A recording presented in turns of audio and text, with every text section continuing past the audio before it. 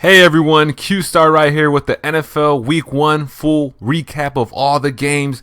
Now before I say anything, let's try to get this video up to 10 likes. We need 20 more subscribers to reach the 200 mark. That'll be a very big milestone for me. But anyways, without further ado, let's go ahead and start off with the first game that kicked off. The Detroit Lions and Chiefs. Lions ended up winning the game. Am I surprised? Absolutely not. I think Jared Goff, Dan Campbell, Amos St. Brown, that duo right there is just incredible. If Reynolds could definitely get some things going on, maybe not drop some passes.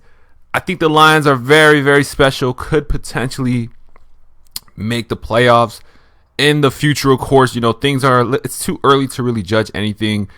Chiefs, Patrick Mahomes, they're getting a little too comfortable. They brought back Chris Jones, so hopefully things could turn around for them this early on in the season.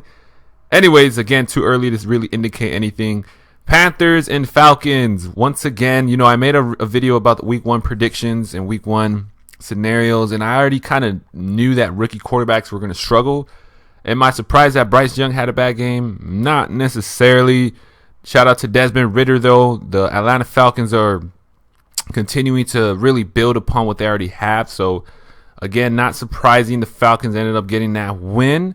Moving on to the Texans and Ravens. Man, again, another rookie quarterback, CJ Stroud. It's going to be a struggle.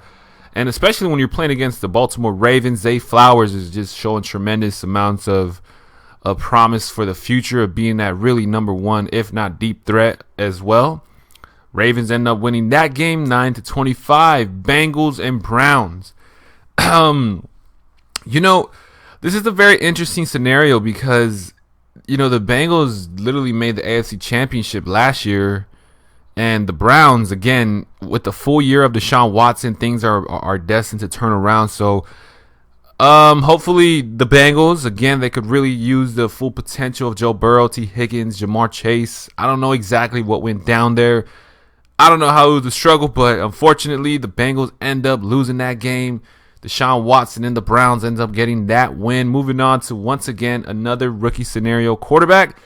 However, though, that wasn't too bad. I mean, at least they drove downfield, got some points, obviously. However, though, Trevor Lawrence, another promising player, getting Calvin Ridley. Ridley has been in my radar for the past couple months now since he's been reinstated. Obviously, if you guys know, he faced some sort of abusive of some sort of substance that you're not allowed to use in the NFL, so that is not tolerated. Unfortunately, he is back and made some noise with the Jaguars. So Colts, man, it's okay. It's still early on in the season.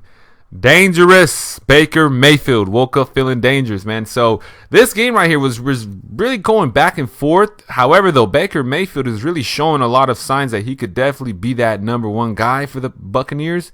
Being healthy, being able to make consistent throws down the field.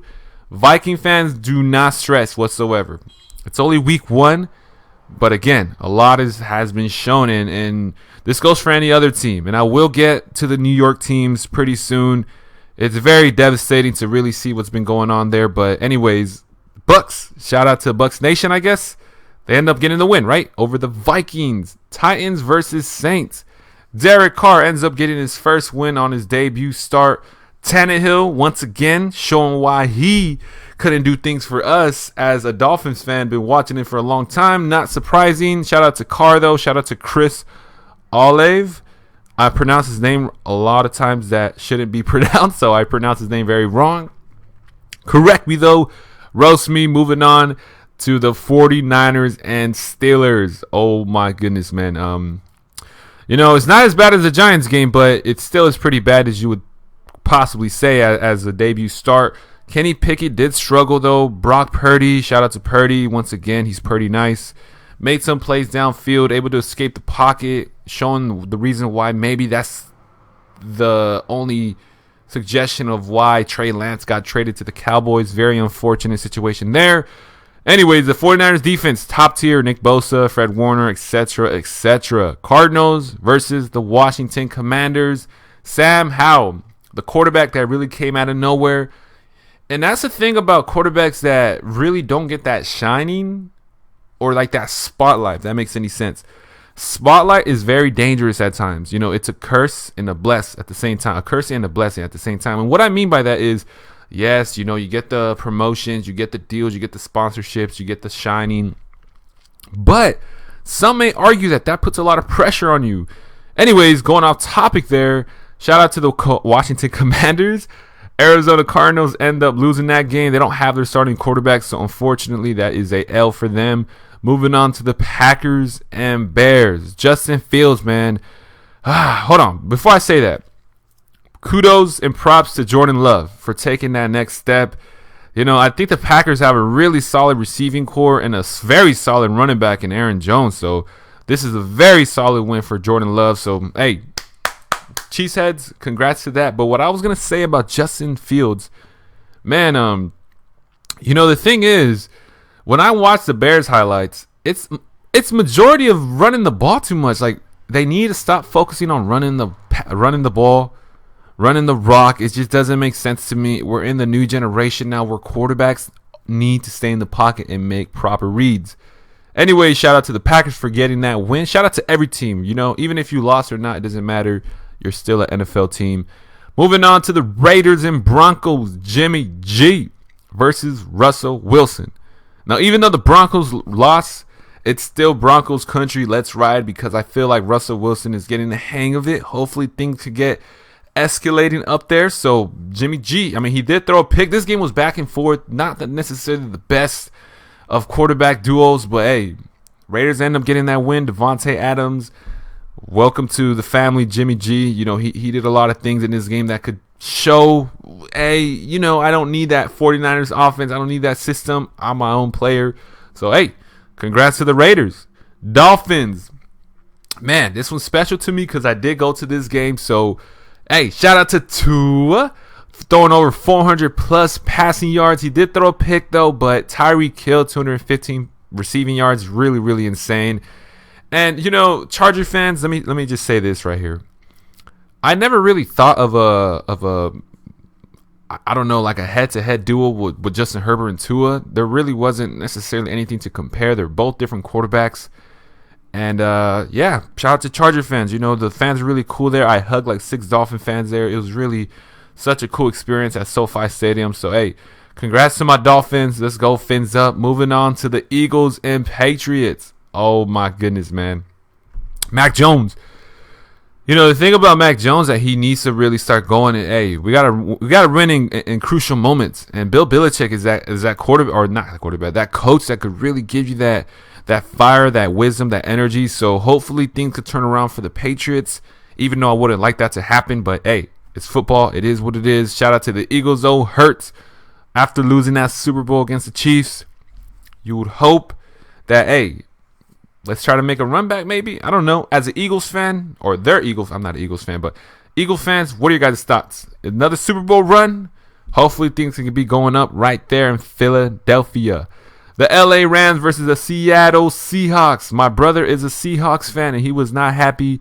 Matthew Stafford, though, another promising quarterback that's been in the league for a while. A very good win, but the most interesting part is that they lost. The Seahawks lost to a team that isn't really fully healthy. What is going on there, Pete Carroll? Seahawks fans, man, that was very unfortunate to see Geno Smith, you know, face that pressure with Aaron Donald. It's tough in the NFL. You got the Rams. Sheesh. You know, it's a long season still, so hopefully DK, Jackson Smith, what's his name? Walker. What's the running back's name from the Seahawks? He's very good. Walker's a very beast. Anyways, though, the LA Rams end up beating the Seahawks at their home stadium. Moving on to this game right here, man. I wanted to make a rant about Giant fans of how sad this is. And any Giant fan that's watching this video, and if you made it up to this point, really appreciate it. Giant fans, I love you guys, man. And this is not acceptable. You know, there's a reason why there's junior league, there's Pop Warner, there's middle school football, there's high school, there's junior varsity. But we're talking about the pros, the best of the best, the millions and millions of dollars that are being produced each year. We pay hundreds of dollars for merchandise. We pay thousands of dollars worth of annually tickets, etc., etc. And this is just flat out embarrassing. I don't know what in the world happened. Daniel Jones, not Daniel Dimes tonight, or that game tonight, specifically on the Sunday night, obviously. Clearly, the Giants were not prepared on any side of the football. Darren Waller, one of the best tight ends, didn't really get any action. I don't know what's going on. It's too early to really say anything. Too many drop passes. Saquon, man, you got to get your thing going up, because he is a player that's going to really elevate that momentum. You know, you talk about contracts and you talk about the reason why we should pay you this. You got to show up. Moving on to the Cowboys side, it was just an all-around scenario where defense picks it up. Offense takes opportunities when they're there. So shout out to the Cowboys. We them boys. They end up destroying the Giants. You know, New York teams, I'm sorry, man. In the last games, overtime game, we got the Buffalo Bills and Giants. Buffalo Bills and Jets. Man, where do I begin? Aaron Rodgers, what in the world, man? It's literally less than 5 minutes in the game, and look, I'm at work. I didn't get to watch this game, but I did see the highlights. And based on what I've seen from the injury, it looks like it was some sort of planting your foot too hard, or I don't know if it was the turf. Could you blame the turf? I did see some articles like that. Anyways, Jet fans, this might hurt to say this. I mean, congrats to the win. You know, Allen didn't really play that good, but as much as the Bills lost last night, I think the Jets took a bigger loss in losing Aaron Rodgers. Now, hey, that doesn't mean that Zach Wilson can't do things. That doesn't mean that Rodgers might not come back and be some sort of mentor on the sidelines, maybe. Does this mean the end of an era for Rodgers? To be continued. I don't know. I'm just playing no. Anyways, that wraps it up. Hope you guys enjoy this little recap. It's very unfortunate for Giants and Jet fans. And really, you know, again, if you go for any team, do not get too ahead of yourself. Do not get too cocky with it. Because the moment you get cocky with it is the moment things could turn around. So, yeah, be humble. Be grateful. Move on to the next one. And as always, peace out. Have a great day, guys. Let me know your guys' thoughts on week 1.